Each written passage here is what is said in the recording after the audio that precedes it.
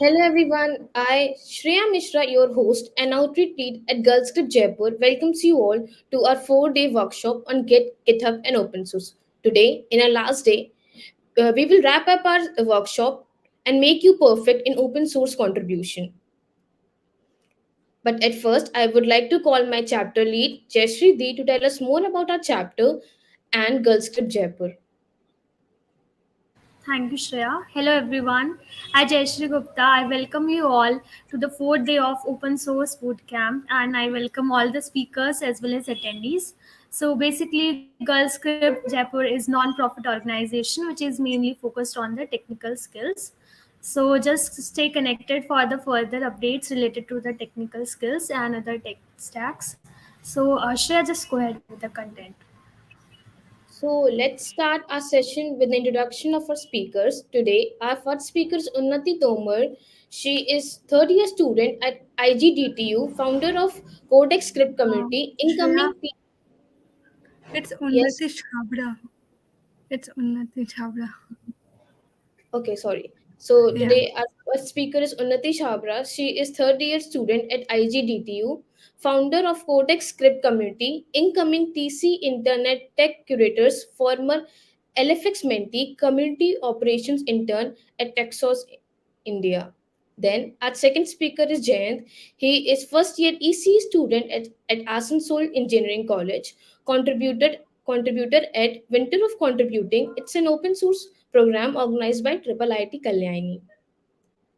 Then our third speaker is Manpreet. She is second year computer science student at Vanasli Vidyapeeth, contributor at GVOC and mentee at Lean in Vanasthali. Then today our last speaker is Vishwas. He's a YouTuber, founder of computer architecture community which focuses on deep learning hardware. Now we should start our session. Now I will hand over to Unnati Di. So the over to you. So am I audible? Yes. Okay. So let me share my screen and then we could get started. Right.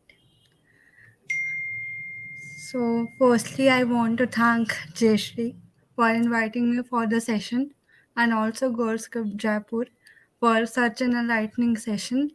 I hope I will be a great speaker for this evening. So let us get started with how to get started with pull request and how to contribute to a certain repository. So say I have created one demo repository which is called Script Jaipur. Now I will fork it. Also, I will advise the audience to follow the steps along with me so that you won't get stuck after the session. In case you get stuck, you could just start browsing the session again and you could get started. You could see that it has created a copy on my account, and now I could get started with how to create a pull request. Someone confirm that if my command prompt is visible or not. Yeah, it's visible. Okay, cool. Now I will create a clone of this repository on my local system. So the command followed for it would be git clone. Then I will copy this path over to my command prompt.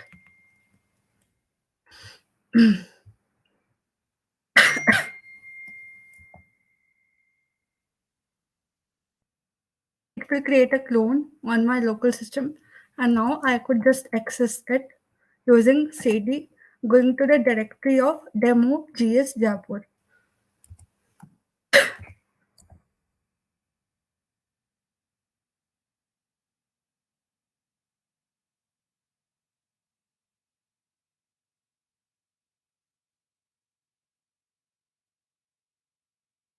See, it has been I have been entered into the directory of demo gs Jaipur, which is a repository name.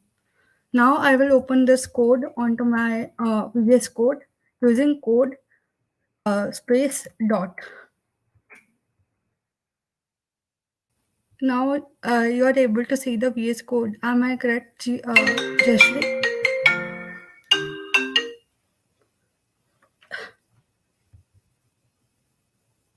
So now I will create a file. Say I will create a txt file using abc.txt, and I will simply add my name here.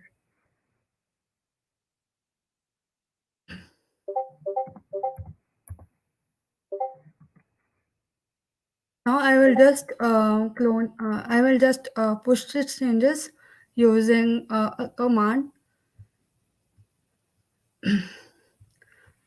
Now, firstly, I will stage it and then commit it to the main repository.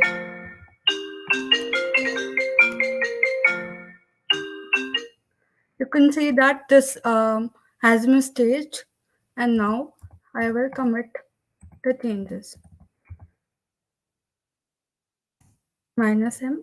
Make sure that the message that you type is clear to the owner of the repository, right? Now, like I have added the name in the file. Now I will write updated my name.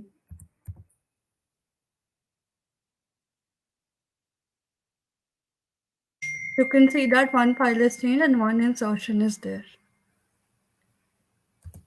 Now I will push it and create a pull request.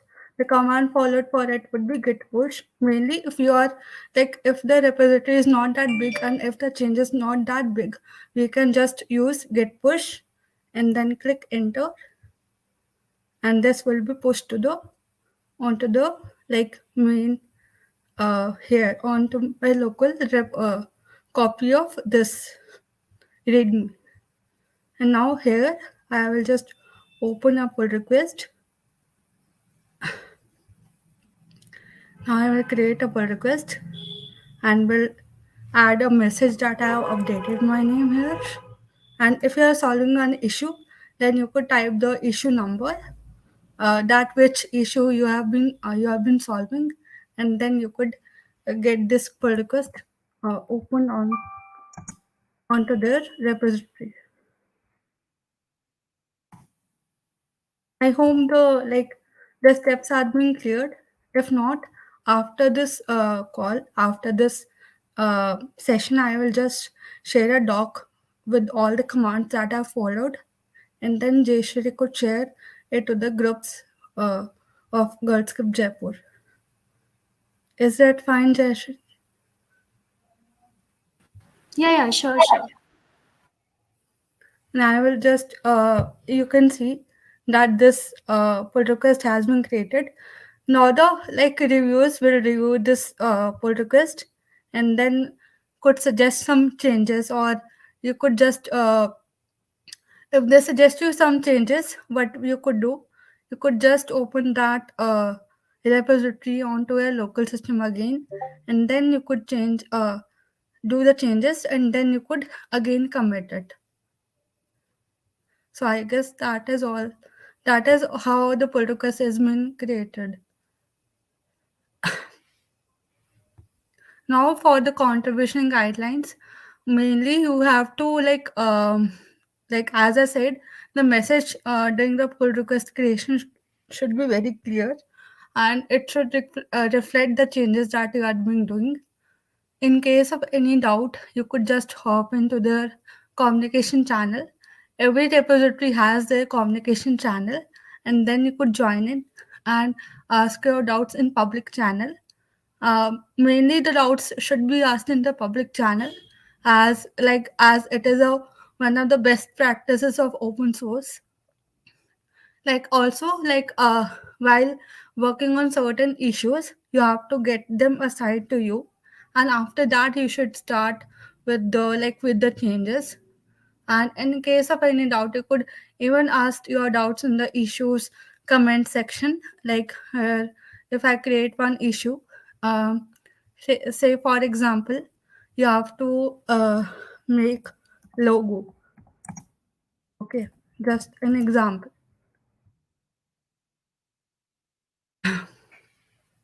Now here, if a person wants to work on this issue, you have to just say them that I want to work on this issue. Please give me that issue, and then they could just sign you from here, and then you could get started. Also, like a main practice, like a main thing to note here, if you are not able to solve one issue, you have to just inform the owner of the repository that I'm not able to work on this issue, and please get them assigned to another one. So it creates a clarity between the owner and the contributor who is like contributing to a particular repository. So being very transparent is very important. And also like many of the repositories, such as for example, let me open one. So I'm contributor of Meshery too. So they have a you can see here is the like particular issue template that should be followed using while you create some issues and certain things, or PR templates that should be followed by you in any of the case. You can see here pull request template. This should be your template. For example, I've taken one example only, um, like of Meshery. So they have a particular template, and this should be followed, right? Like whenever you create one pull request, um, this guide should be followed. And also every repository has their contributing guidelines, and here you could see that they also have a particular overview of the project that they have to work on. A particular contributor has to know about the project in and outs completely. Um, so that is one of the guidelines that I could give you an advice before starting anything. Like also, like if you're new to any of the repository, in you're new to any of the project, I can surely guide you to guide for good first issues. They are the friendly issues, and they're most important, as like this will give you a head start to open source guidelines to open source. So yeah, um, that's all, Abhishek. Sorry, Jayashri from my side.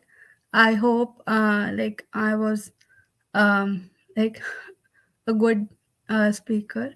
Thank you.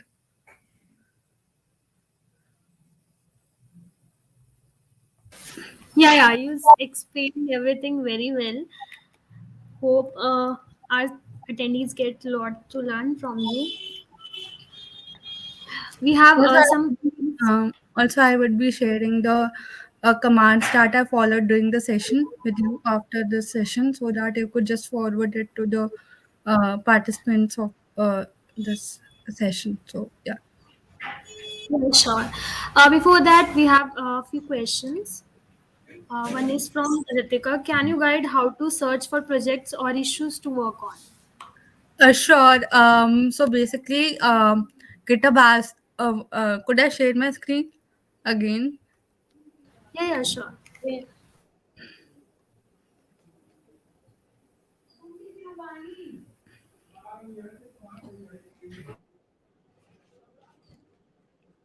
I guess now it's visible. So GitHub has a feature where you could explore certain repositories, and if not, here is the tab for it. Here you could see that explore section is there. Where you could explore the repositories. Also, there is certain things like there is when you type good first issues.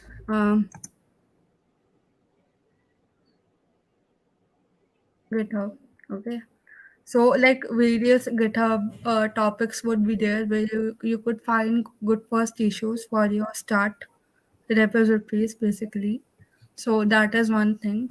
And there is a website also for good first issues. There it is goodfirstissues.dev, where you could just type in your preference, like language preference or tech stack preference, and you could just get started by it. I could just paste this link in the private chat, and then you could um, circulate it among your participants.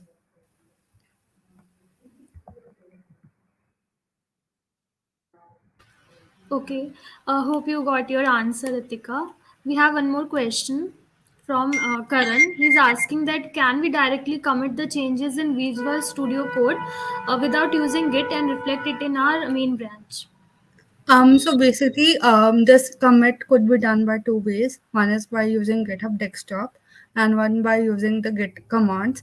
I would suggest you to start with the Git commands because this will increase your knowledge in a particular Git. Like Git is very much used nowadays, so I would suggest Karan to install Git onto their local system because this will help you in a long way. And if you are looking for a career in open source, so yeah. Okay, thank you so much, Unnati. You have answered. One more question. Can you suggest some projects and ideas to work upon to boost our skills? So I am again cross questioning Sani Mundi. So which tech stack are you working on? Could you just type in that so that I could provide you some project ideas? Or just you could type like in which year you are. So that would be really helpful for me to answer this.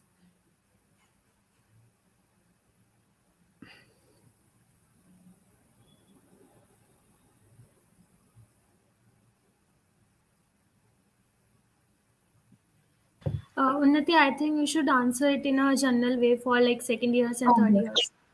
Okay, got it. So basically, like project ideas are like various types of project ideas could be there. While we talk about machine learning, we have recognition. Like this is a like beginner friendly project in ML. And when we talk about web development, you could just build a static website using HTML CSS to get started with the journey in development. And this could be really helpful for people who are just beginning in their career and development. So yeah, that is what I could suggest you. And also if you're planning to have projects your projects in some of the hackathons, I would suggest you to merge two technologies like ML or web, ML or Android. They these are the most you could say uh, emerging topics in the industry, and this could help you win the hackathon. Merging two technologies is very rare. Like you could build a chatbot and then you could convert it into a web app or certain things. So this would be really helpful for beginners. So yeah. Okay, hope you got your answer. There's one more question. Why we use Git Bash when we have CMD? So Git Bash is basically used for the changes, like to reflect the. Basically, Git Bash is used to have a SSH key. So that is basically used for. Mainly, I use CMD for my changes, but Git Bash is also used, but you can use Git CMD for doing the changes like over GitHub. So yeah, CMD is mostly preferred by me. Okay, thank you, Unnati, for answering all the questions. Shreya, you can go ahead. Thank you so much, Unnati. Your session was really amazing. Now we have our next speaker, Jayant. He will tell us about more in open source contribution.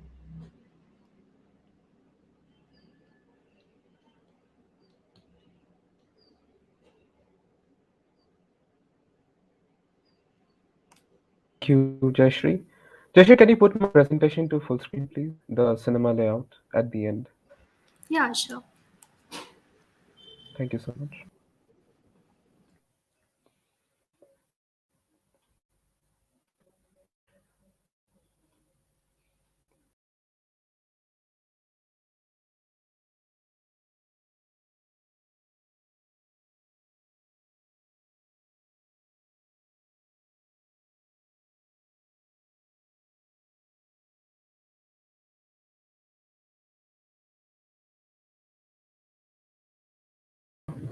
Jayan, you can go ahead.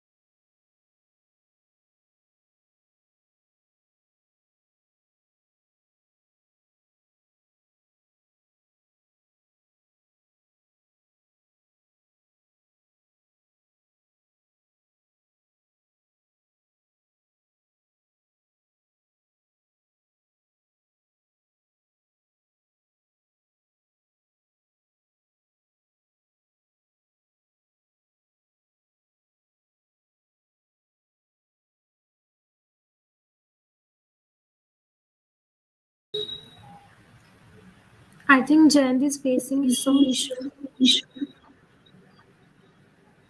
Yeah. So So let shall us we first go ahead start with with another Manpreet. speaker? Yeah, sure. Okay. Um, Sorry for the interference. I think we should call our third speaker then, Manpreet. She will tell us how to find the projects on open source.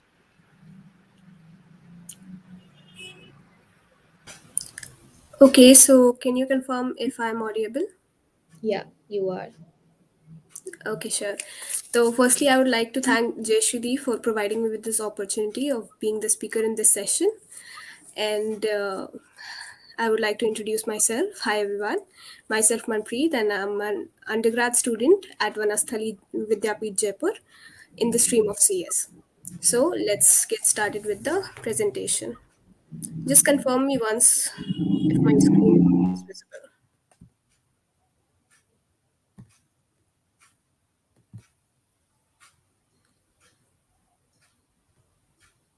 So, is it visible to you all? Yes. Okay, sure. So, firstly, there are certain things that one should need to keep in mind while selecting a project for contribution. The first thing being the choice of technology. Like there are many technologies in present days from which you can select what domain you need to contribute in. Like the emerging technology being AI and ML. Also, after that, the second thing that a person should keep in mind is programming language. Command in a programming language is very important. One should have a proper command, and one can select as per their command in a language. So there are certain languages like C, C++, Java, and many other. So you can select a domain as per your command in any language. Third is the development field. A development field here basically refers to the web development and app development field. They also have certain languages by which in which you can contribute, like HTML, CSS, and JavaScript. Also, it is very important that you should keep in mind why are you selecting that particular field.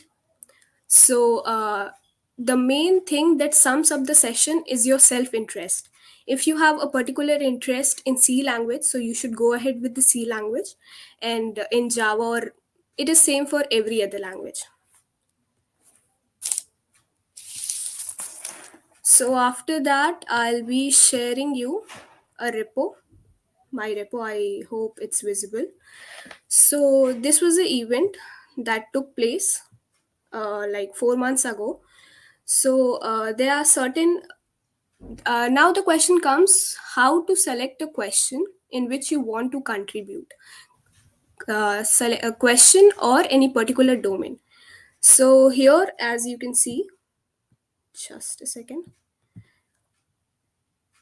if you are going ahead with contribution, there will be certain problems that will be visible since this was an event that took place 4 months ago. So there is only single question that is visible to me that has not been answered.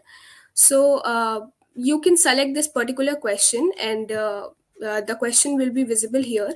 And from here, you can add your file by creating a new file, and whatever the question will be, you can code it and you can add it while by creating a new file. Also, let's move on to certain other questions that I can show you in which how you can create. This is a lead code repo, I think. And in this lead code repo, you can see that there are several questions from which you can select what to answer and what not to. If also you get stuck in any question, you can open any repository and take help from there. And also you can also help by contributing in a particular repository. Like there are many questions, as you can see, two number questions, add two number, or median of two sorted arrays, and many other questions. You can come here, and there are many solutions being added previously.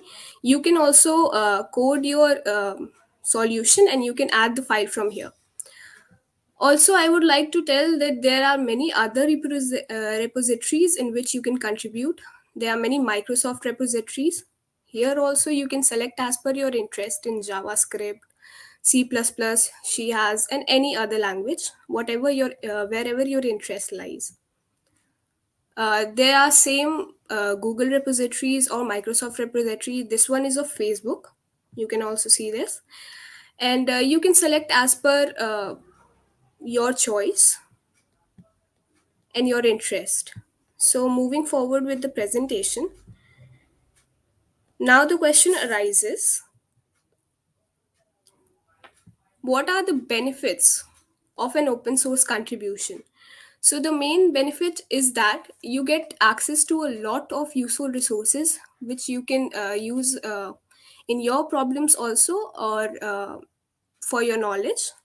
It also improves your coding skills, and you get a community in which you can talk and make friends. And also you can have a great recognitions. Also you can have a better understanding of the technology by contributing in open source. And you can also help others, and you can take help for yourself by searching for the particular problem in which you get stuck. It is also free and reduces the development cost. So I hope the problem is the fact that why you should contribute to open source is clear to you all. And that is all what I wanted to say.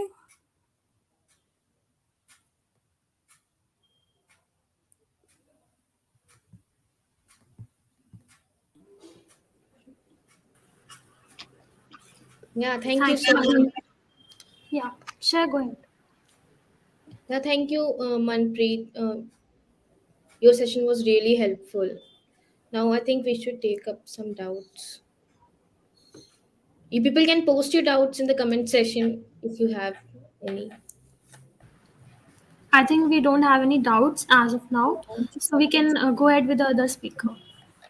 Yeah, I think now we should call Jayant so that he can continue with this topic.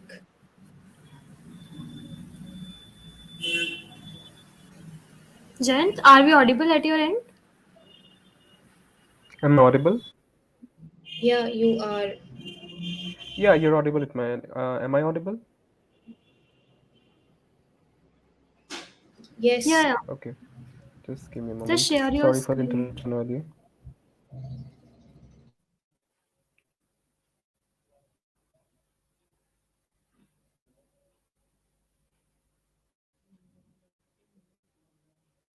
Can you add my slide to the broadcast?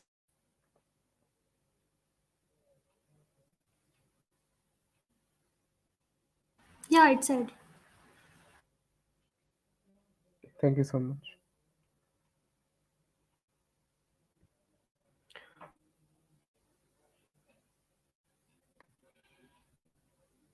Okay, sorry guys, sorry for the interruption earlier. So I'm going to come from the second slide, I guess.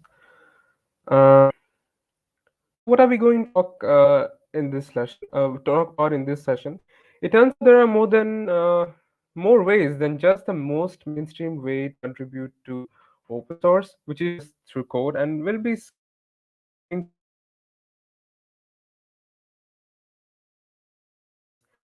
determine what we wish to work for and how labels those ideas for us as beginners. And I believe most of you all know about GitHub issues from my talks earlier. Lastly, I'll be letting you know about a few beginner friendly repositories you can start with.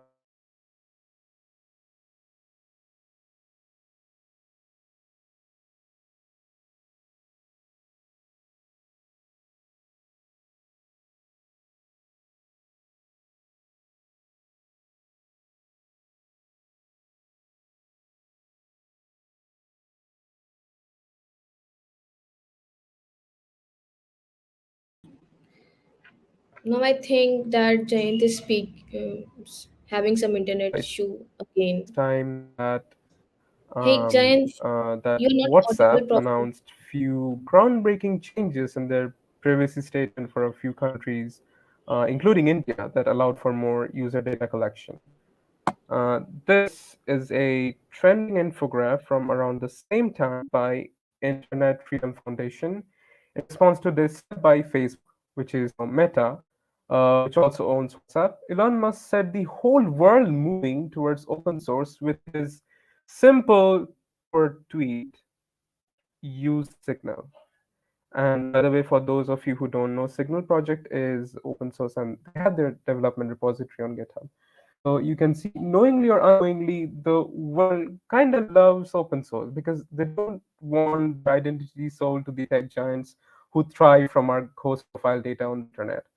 Also, similarly, I was inspired by Elon Musk to check out Telegram, which is another open source chat application all of you must have already been knowing about. So I and my peers started using Telegram desktop on our PCs, and I was so sure about its potential for WhatsApp that I really wanted to contribute to the organization, be it in the smallest way possible.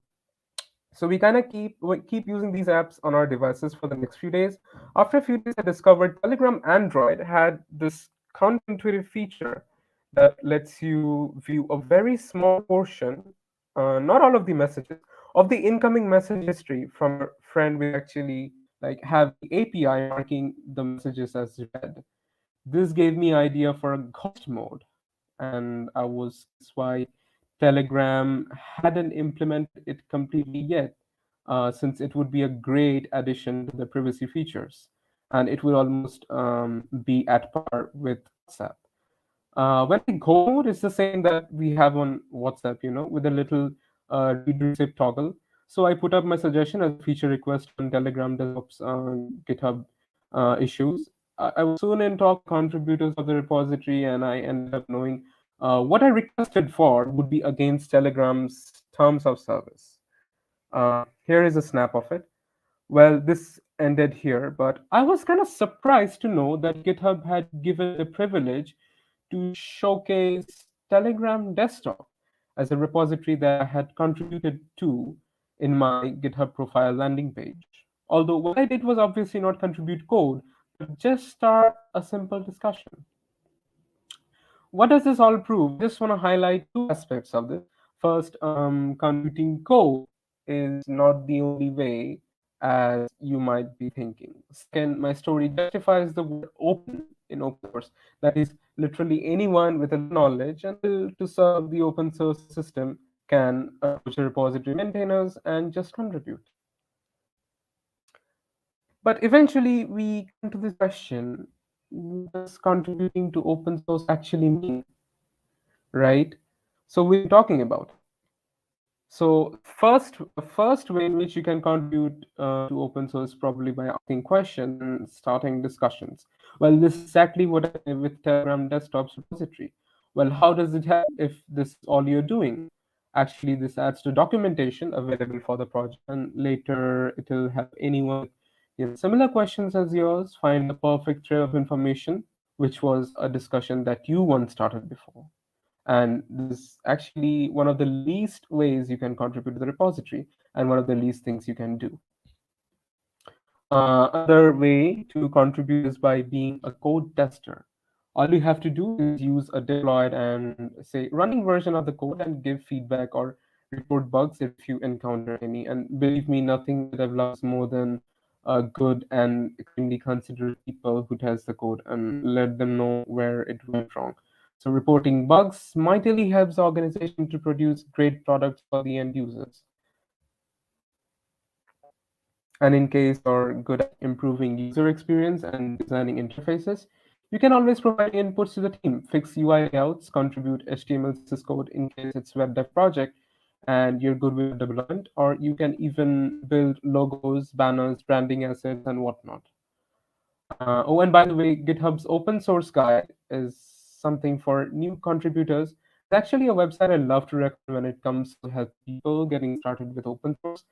And the information on the slide that's displayed right now has been quoted from the website.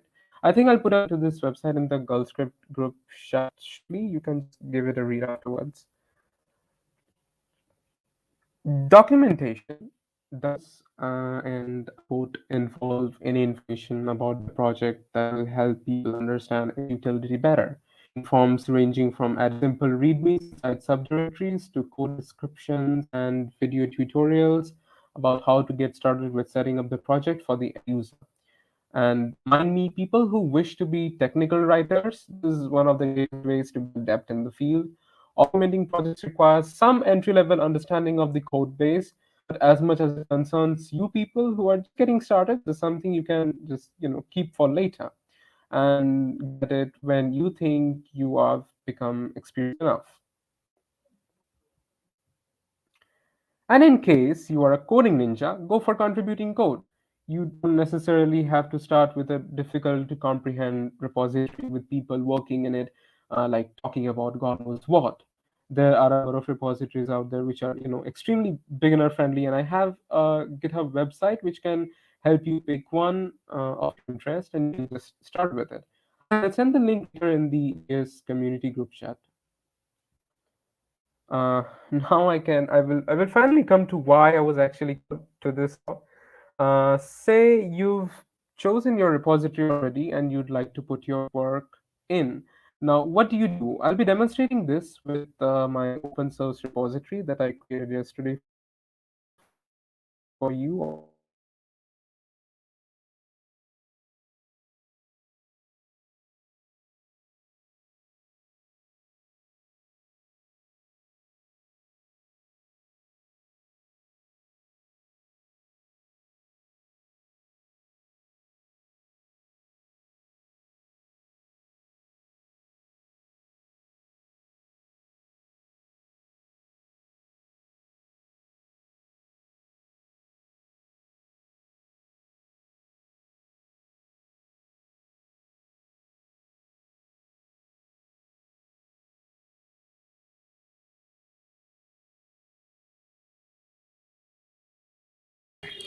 So I'll just share my screen. Jayant, are you there?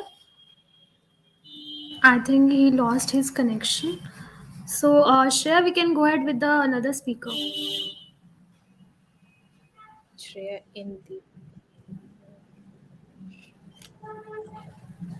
yes, the so I think we should ask our last speaker to come on the stage. Hi, So, Vishwas. Are you? hey Yeah. everybody. Yeah, I muted myself, so yeah, I can understand that. So yeah, folks, I was seeing how much of the questions were coming up on the research, on everything. I thought, okay, let me just structure my talk in such a way that I address the fact that how can you enter the field of research with an open source mindset, as well as see how the industry is also happening. So at the end of the day, bank में कितना पैसा बचाता है ना, वो तुम्हारा network हो सकता है और नेटवर्क भी बन सकता है. So let me just share my screen. So I'll just share my entire screen so that you guys can see all of it. So let me just do this comment section. So I think perfect. So I think my screen is visible to you guys. Yep. Yeah, it's visible. So let's just start that. You have an open source software here. So you have an open source software here, and you're highly reliant on the GitHub, which is just given out there. And to me, this is a blessing, and to some extent, it can also be a curse. Why? I'm saying you why because all the code commits have its own hashes, hashes and code commits. And also there are different versioning, there are different ways of releasing the software, there are new ways of saying, okay, this is what my technology can be. And I'm highly reliant on all the things that is being pushed into my GitHub repository. So it's basically an open door for vulnerability. So this is the way that you can monetize. Why? Because all right, so my battery is going down, so I need to plug in my power in. So I think now it's perfect. So it's a very simple thing. You just go to Google, type in white source bolt. You now have a business model which does all the checks and the fixes for your open source vulnerability as well. And also there are amazing companies which is Snyk, SNYK. You can go there, check out amazing set of software built. You feel like, okay, this is a blessing. I'll say why. Because I have a GitHub repository which is written in Node.js, and I'm highly paranoid about it. And every single time there is a new new upgrade or a minor upgrade which always comes up there. So I'll just show you how that is as well. So it's demo app, that's the name of it. So I can show you how much of pull request comes out. 12 days ago there was a new pull request raised. 25 days ago there was a new pull request raised. I'm just collecting it because I want to see how much of a pull request can be sent at the end of the day. So now Snyk offers an amazing SaaS DAST IAST, which is integrated application security testing IAST, dynamic application security testing DAST, static application security testing, that is SAST, and they have an amazing pricing model, by the way. For open source, you can still go and get it, and there are other ways that you can access the Snyk as well. So you guys can go check out their key. You click on it, it'll show you the key. You can do a Docker login, scan login. See, I can show you Docker Snyk login command, the token. So you guys can go check out Docker scan minus login Snyk token. So it's always there for you, right? You guys can go check out what is happening in that entire repository that I have right now. So basically you have an end-to-end security pipeline built, which is manual right now, but you can automate it later as well.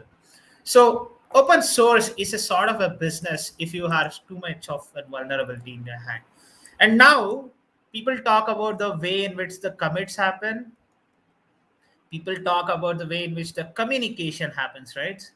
So your communication is the biggest key here. Like, you just have some sort of an pull request raised and there are amazing contributions coming up, but if he is not able to explain it properly, the pull request will not be accepted. And if he is able to communicate properly, the pull request is accepted. And the way you are committing it with all the flashiness of saying, hey, I edited this code, and writing a reply saying that, hey, this was the commit that you are supposed to do in that pull request, that also is a major step that you need to take care right now. And now you can also get to know what's the frequency of engagement. So why all these open source projects have their own communities, how they have their own contribution, and how they have their own leaderboard, because frequency of all these kinds of comments and the communication which is happening actually increases the value of that repository. Like, I can say you how there's an amazing repository called as Hopscotch. And this repository, if you can just get and start working, I'll be very frank with you, you'll be so amazed that this is built in such a great extent. Like, this is an open source collective, Hopscotch. They are featured in GitHub Satellite and many more, man. And you can see how they've seamlessly used GitHub Actions to build their entire repository and deploy to different productions. And there are different actions which are taken place, and the way in which the code is not being taken care into the consideration, the different brand strategies that they have, amazing. So this is what you need, an end-to-end communicatable deploys that can really help people to grow in the market. So Hopscotch raised $3 million recently, and his name is Lias. Amazing person. Like, you guys can just stalk him up on the LinkedIn. Like, he's happy to help you out. Lias Thomas. So yeah, I had asked her for the podcast, and she's not readily available. So amazing person. Just go ahead, ping him on the LinkedIn. Like, he's my podcast guest. I still have his recording. I still have not edited it, but amazing person, man, amazing person. You will understand how much of hard work that goes behind building every little chunk and code of the this entire repository that he has, and he has open sourced it, and you can see how the deployments are also happening here. So they have their I think hopscotch.io. I can just do that. Hops HOPP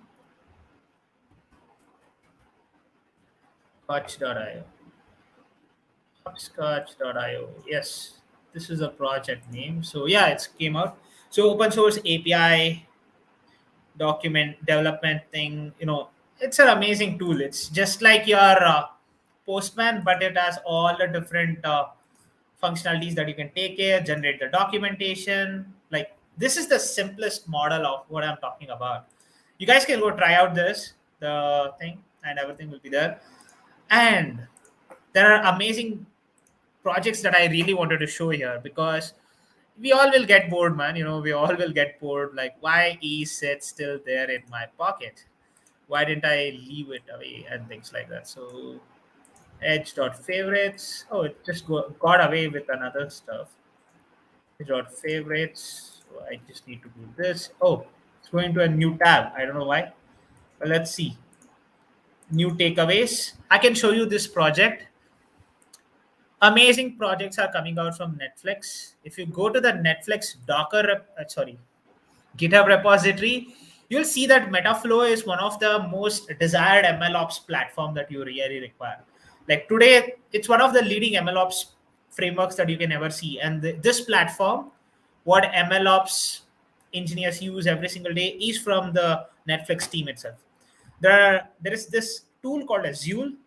This is an CI tool, and CD. You can do CI CD both. If it does CI, you can still write that shiny CI CD commands, and you can still do CD.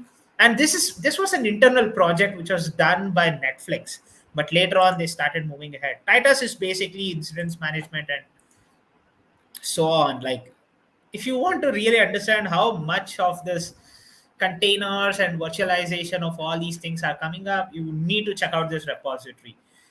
And fun fact, they don't have in GitHub Actions, but they have their own Circle CI builds which are coming up.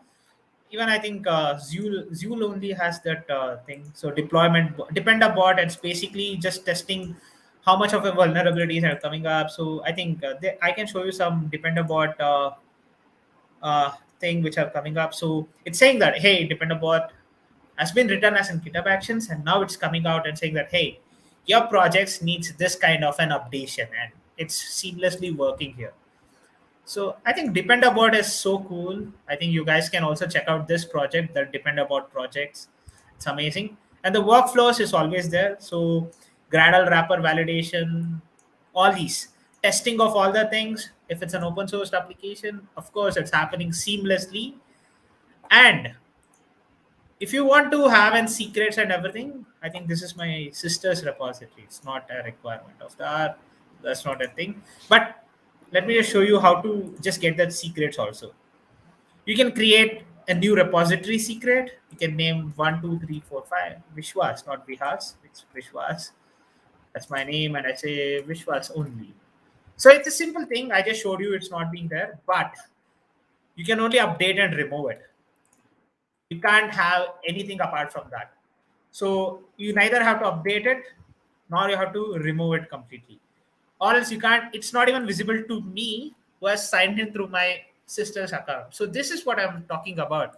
Even though these projects have their own secrets and everything configured, it's not available to other people as well. So this is a state of the art DevSecOps pipeline that you can really build as an open source project. And I think there's no doubt Netflix has an amazing open source project which is called as Chaos Monkey. So 5 lessons learned from that also talks about it. So you guys can go check out all these articles that I'm giving here, because I wanted to give that one research wala perspective as well. So that's why I'll be using that. So you guys can. So next speaker is Jayant or Shreya. Shreya is the next speaker. Perfect. You guys can go check out all these links about the Netflix. Netflix has written an amazing blog. You guys can go and check it out. It's truly an unimaginable thing. Like, they are rocking the world of the DevOps. So what is a DevOps if you don't know? It's basically developers talking with the operations guy who are thinking and strategizing for deployment of that code. So simple as that. And this article, the 5 lessons that we have learned from DevOpsifying using the AWS, the Netflix wala article, they have really understood what the DevOps is the hard way. So that's why they are here rocking the world with DevOps. So the other thing is Penumbra. I think this is a research paper that I want to share with you. I'm giving you all these kind of a prerequisite because I want to give you that research perspective as well as the business perspective. So initially when I came in, I gave you this business perspective, but I'm now trying to give you that academic perspective as well. So why do you need this penumbra of open source and all these things? So we have a set of open source software which is amazing in one side, but we also have some vulnerabilities which are yet to be addressed from the other side. So in this research paper, it says about the nitty gritties of all the open source projects, how are they working towards, how is companies leveraging it, and how are we supposed to learn from it. So you guys can go check out this paper as well. So amazing set of papers. So you guys can go check out what is happening, as well as there was one more paper on the nature of issues. So you talked a lot about issues, right? So you guys can talk about like how are these microservices world.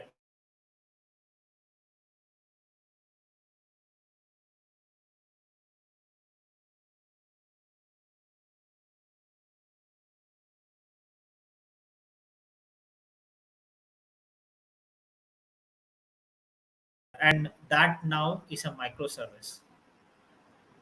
So earlier back then, entire website was a big monolith. Everything was connected to one database, not a different database. The different database comes in the microservices here, but it doesn't come in your monolith. The monolith is like one database and one compute unit. Just do whatever you want. But in different ones, you define different chunks of functionalities, and you just bring it in that index.html or JS, HTML or .js. So this is how you start this simple introduction to the microservices. So over a course of time, industry understood that okay, we have an amazing set of software and the hardware. Let's not find out what is going to be more vulnerable. Let's just throw that software out. So what I showed about the Netflix and the Uber open source project is here.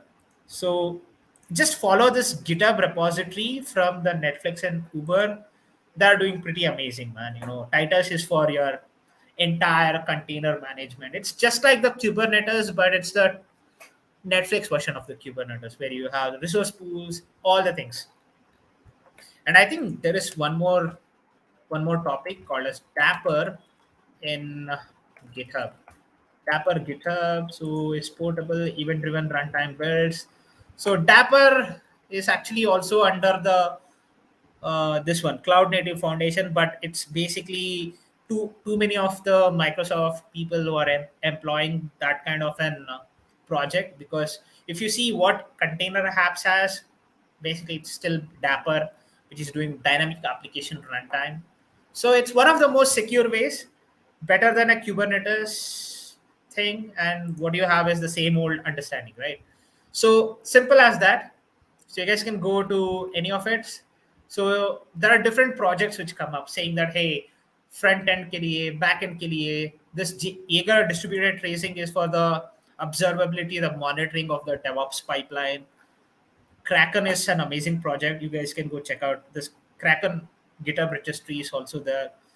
It's pretty huge, when you think of the companies which are coming up with this scale. It's pretty huge when you consider this kind of an application. So new issue, my side. No, I think from his side or my. Oh, okay, it's not from me. Am I audible? Like, guys, am I audible? That's what I want to know. Yeah, you are audible. Yeah, yeah, sure, sure. I was like from my side or his side. I was like, okay. So you guys can go check out all the different topics that I'm giving here. So I'll come to how you can also write a research paper for all the things that you're talking here.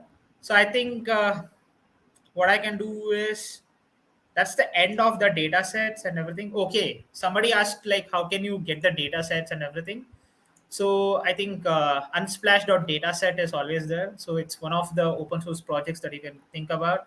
So you guys can get the Unsplash datasets. So there's a CV Foundation. Amazing open image datasets are already available for you. So you can grab them from their APIs and you can start working. And what is there? CV Foundation, Korea. Oh yeah, this is the one. Fruit images was one of the biggest thing, right? The quality of the images and everything were amazing. It was super good to start working with anything. Here you have it. So for the research, you want to do a lot of deep learning and all these kind of things, it's here for you. So let's just do that. So this is these three repositories that I'm sharing is the GitHub being utilized for your this one. What do you call data sets and everything. So I'll say you why. All your issues, pull requests, actions, everything can be a matrix for you to write a research paper or a data set. And I think there are some amazing repositories that I can show you as well on visual data. I think that's called as a visual data, computer vision. So I think labeled images, amazing images, you'll get it here. So just go here. So because what happens with all these kind of repositories that you have an end-to-end support from the authors of these kind of data set. So you will be also knowing that if there is a data set saying that hey, this tag is coming up, that means that this dataset was used in a paper that was published in CVPR conference. If this is the tag here, they use in FG17 conference. Like amazing datasets also are available with an end-to-end support, as well as you want a new way of getting the code done. I'll say what there is paper with code. What I showed you in the archive is an advanced level of it, but what you get here is the lowest level implementation of the code. Authors themselves post the code, and the GitHub repositories will be available for you. So you need not have to worry. If the GitHub repository is not available, there will be some guy who will be sitting jobless, or some guy who will be like, okay, I want to get this placement in this company or anything. That guy will be going out there and will be writing some sort of an code, and he will be giving it to this platform. And if it's all tested and done, it's all depends on it. So you can see the number of stars, the paper, the code. So you guys can go check out this amazing website. So let's just turn out to the writing research paper using this kind of an HP. My laptop is HP, so that's why it's coming. I don't think anybody has hacked my system. So, all the things, the quality of the code of, let's do code, the quality of commits, the quality of communication, and quality of the frequent deploys. CI/CD, I can do that. These all can be a reason for you to write a research paper. And also this can be a reason for you to start your own startup on a GitHub. Like there is an amazing opportunity where you can get the sponsorship, right? You can sponsor that repository. I think Netflix is rich, so they don't have the sponsorship. Hopscotch is an amazing company. Hopscotch GitHub. So they have this donors. So you can sponsor this repository and you can have an amazing repository build. So already they're having 35,000 plus stars, 2.5 fork. That means somebody is developing down there and many people are watching this repository. And this is amazing, right? You need not have to worry much about it. So how? I can say you how you can write a repository. The amount of code commits that is required to do one PR request can be a metric to write a research paper. The amount of commits that you do before you do an one PR, like I can show you this in a different color, not a problem. In one PR, that can be a metric for your research paper. The way you communicate, how much of communication happens for your first PR, and that can be a metric here.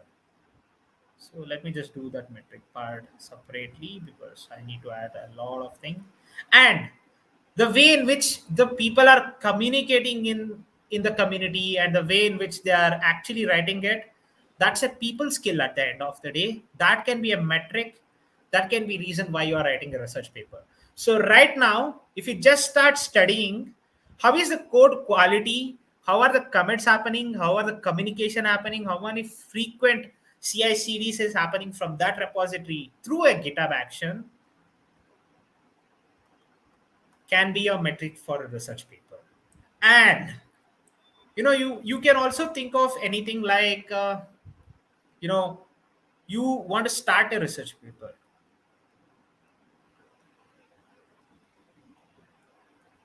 and now you are interested in something like computer vision. I'm interested in computer vision, so I'm taking. So I think Jayashri, which subject are you interested in? Like, I just wanted to know which subject are you interested in, or else Shreya, or else any other person who can hop in and say me which are the subjects that you want to listen to. Like, I can give you the idea right now, right here. Like subjects related to our college. College chodo. College is not my metric right now because okay, college. So interesting subjects that you are interested right now. And you can take any like OS operating systems or like No, networks. like subject chodo, field of study. Okay, field of study. Remove the subject. Please don't give me OS and everything. Then DevOps is a good option, or cybersecurity, or anything. Yeah, I think Shreya, can you give me another option? Like, I think you guys in the chat can also start writing what is your interesting subjects. I can start pointing you towards that repository from Uber, Netflix, and you can still write a research paper. So Shreya, you can Mm, say me. I think I'm interested more in development. Good. That's good. So one banda मैं हूँ, so I'm in computer vision. So I do have DevOps. So I'll also take DevOps from Shreya, Jayashri, and I'll take cybersecurity. And I think she's more into the development. Any stack that you are still very fond of? Someone is saying I'm Shreya. Java. right now I'm working with in web development. Java language. Bye. Sorry. मैं तो Java छोड़ लिया. First year, I tried doing it for a week and I'm like, this is not. But I can say you in terms of Python perspective also. You guys can start. I think, which stack are you working? I forgot that. Shreya only. Shreya need to answer that. I'm You're currently working on yeah, something. HTML, CSS, and right now I'm working with, yeah, React. Yeah, Yes. perfect. So development. So there is a development person here. So let me just take all these perspective and just me just start moving towards. So computer vision, image data set, and I think you're sharing my screen. Yeah, perfect. And now there is an architecture of the neural network. Oh, sorry. So there's an architecture of NN, the neural network. And now the way in which I'm using PyTorch or TensorFlow, EF or PT. So now, just imagine I start collecting a data and I start annotating, and I feel that in my camera there is a different sensor, and that started giving me noise. Perfect. Noisy data added and annotated. And now you are having an architecture built around it. And now you are using TF and PD.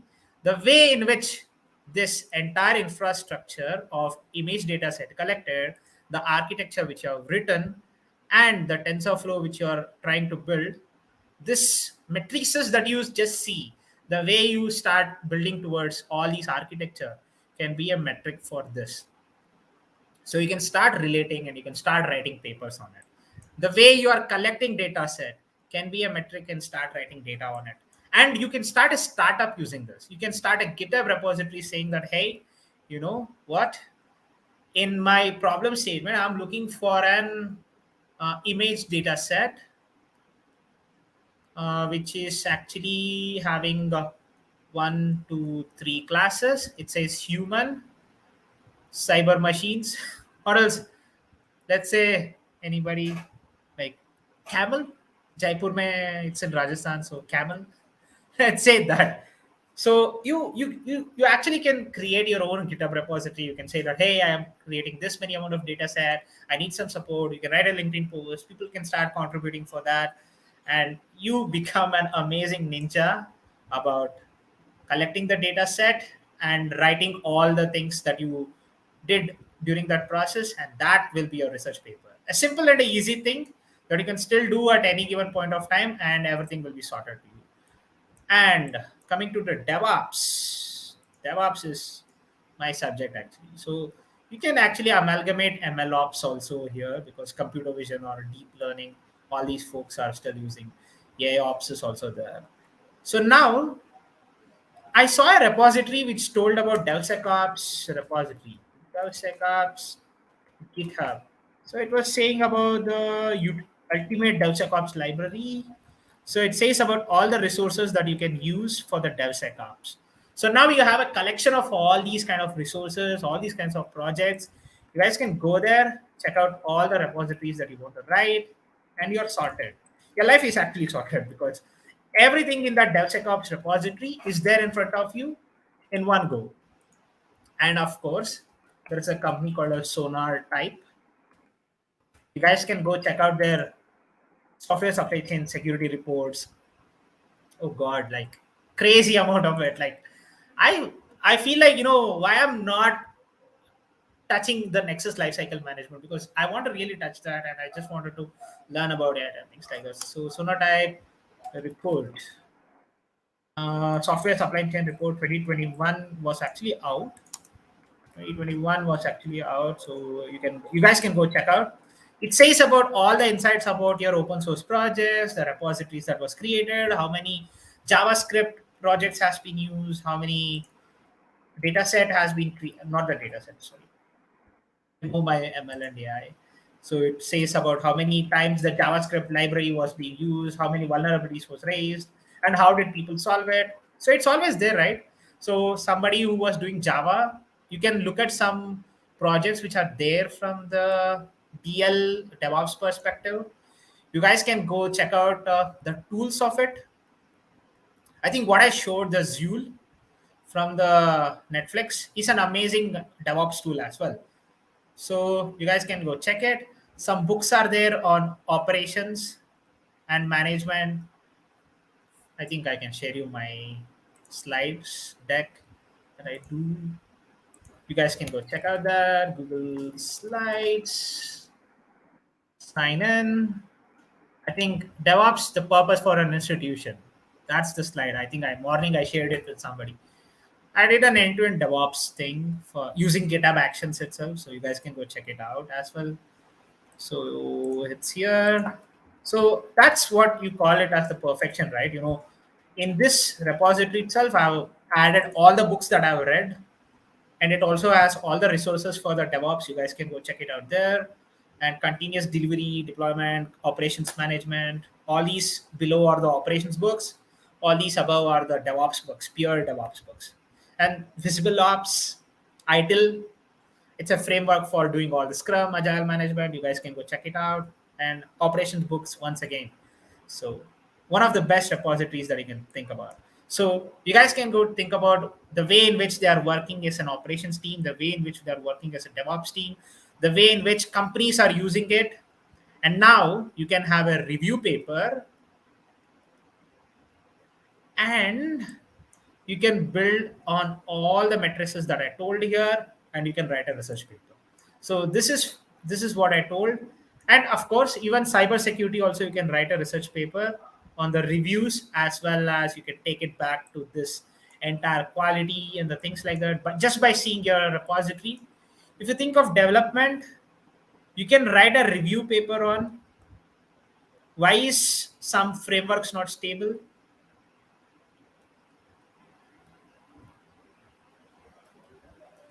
as well as how the community is perceiving it, is using it. So in that development, I have not done much of a research there, but you guys can go check it out. All the projects that I'm talking here are open source, and they are pretty well available to you. So you guys can go do an amazing set of research if you want. It will be there available for you. Just check out that entire repository. You will start learning a lot.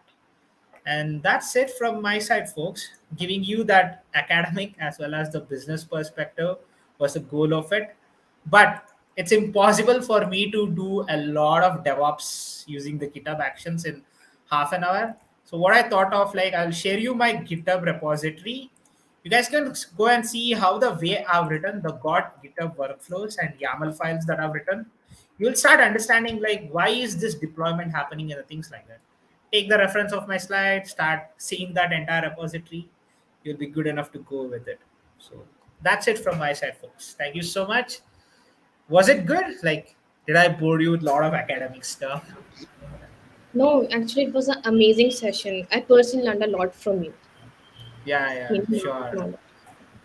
I think We okay. have quite a Thank you. few Okay. questions. Like Yes. Kritika is Okay. asking Perfect. that Thank you so much, you folks. So mentioned, continue with your. yeah, Vishwas, like, will you able to answer these questions? Yeah, yeah, I can answer that. That's not a problem. So all Okay. these hashes that I'm talking here is basically that sort of an encrypted data. Like it's like unique for your entire repository, and it says that okay, this commit happened at this point of time, and it has this hash, and that's unique for your entire repository. And you can take the reference with that of the remote repository that they will be adding the git add remote minus v. If you do, there will be a git remote origin which will be attaching to the network attached storage in the GitHub or the GitLab or anywhere. So in that, the hashes will be generated based on the frequent deploys and everything. That will be unique for your repository. And if you want to get back to that state of the repository, like if you want that all the file systems which were there on that repository, if you want to go there, you can just do the rebase or revoke or else anything. So it will be there for you. So that's what that hashes is all about when you talk about the GitHub. So you can see the way in which the hashes are coming out in that open source project, the way the PR is coming out, write a research paper on it. Perfect. You don't have to do much. But if you want to go for some advanced level research, stop seeing a lot of GitHub repository, start creating one if possible. If not, do your own research. That's it. Okay. We have Yeah. another question from Chelsea. She's asking that how do we create a workflow to automatically trigger GitHub Actions jobs? Yeah, it basically depends on the way you are committing the code also, right? Like I can show you my repository, so I'll share my screen. So it will be there here, and the github.com. I'll go to the Netflix. I'll show you my repository, and I'll show you how to trigger it. It's very simple.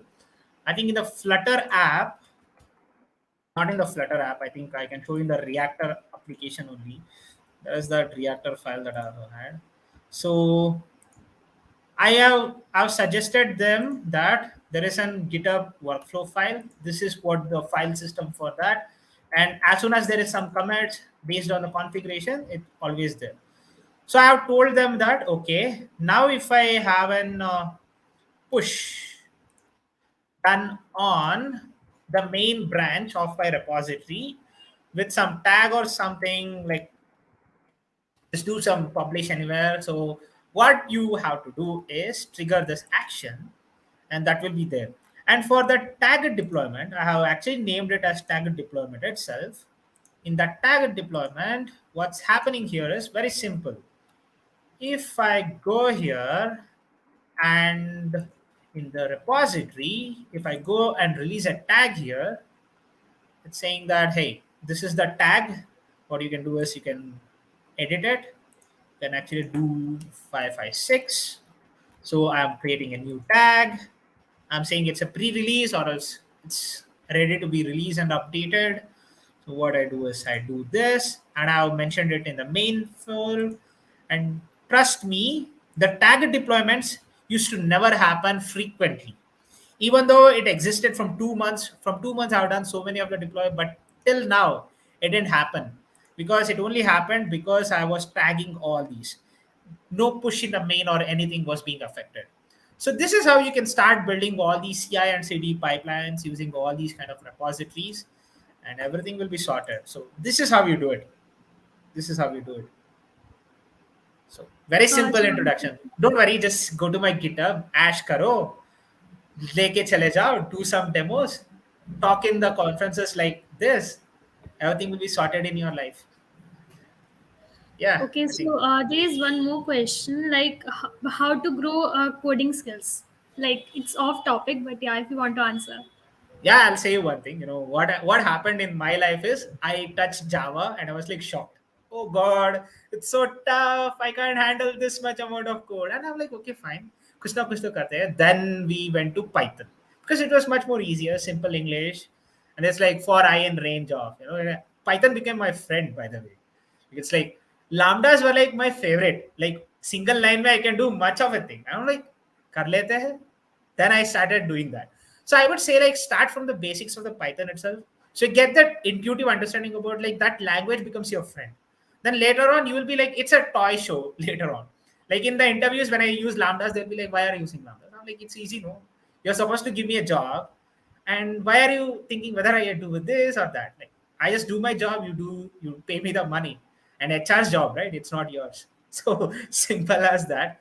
Make that your friend so that you understand that entire process about like how the that compiler or the interpreter is working. There is interpretable compilers that can be used in your Jupyter lab as well.